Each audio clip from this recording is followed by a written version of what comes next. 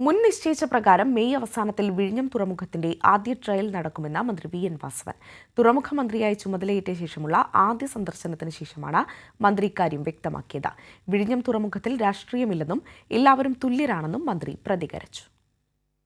വിഴിഞ്ഞം തുറമുഖത്തിന് 2950 മീറ്റർ പുലിമുട്ടാണ് ആദ്യഘട്ടത്തിൽ ആവശ്യം.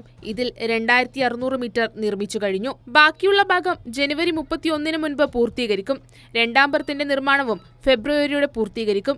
ക്രെയിനുകളും തുറമുഖത്ത് ആവശ്യമായ ഉപകരണങ്ങളും എത്തിച്ചു കഴിഞ്ഞതായും കെട്ടിട നിർമ്മാണങ്ങൾ പൂർത്തിയായതായും മന്ത്രി വി.എൻ. വാസവൻ പറഞ്ഞു. നമുക്ക് തീർക്കേണ്ടിയിരുന്ന പുലിമുട്ട് 2959 മീറ്ററായിരുന്നു. അതിലിപ്പോൾ 2650ഓളം തീർന്നു കഴിഞ്ഞിരിക്കും. അപ്പോൾ നമുക്ക് ഏതാണ്ട് ഒരു 300 മീറ്ററിൻ്റെ വർക്കുകൾ കൂടിയാണ് അവശേഷിക്കുന്നത്. അത് ഈ ജനുവരി 31 പൂർത്തീകരിക്കാൻ കഴിയും എന്നാണ് പ്രതീക്ഷിക്കുന്നത്. നിലവിൽ 4 ഷിപ്പാണ് എത്തിയിട്ടുള്ളത്.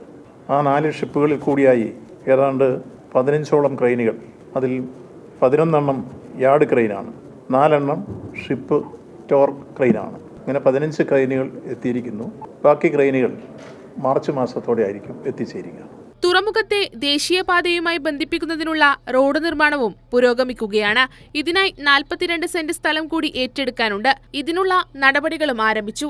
തുറമുഖം പ്രവർത്തന സജ്ജമായി 2 വർഷത്തിനു ശേഷമേ റെയിൽപാത ആവശ്യമുള്ളൂ. എന്നാൽ തുറമുഖത്തെ ബന്ധിപ്പിക്കുന്ന വിഴിഞ്ഞം ബാലരാമപുരം റെയിൽവേ പാതയ്ക്കുള്ള ശ്രമവും വിസിൽ തുടങ്ങിയിട്ടുണ്ട്. കൈരളി ന്യൂസ്, തിരുവനന്തപുരം.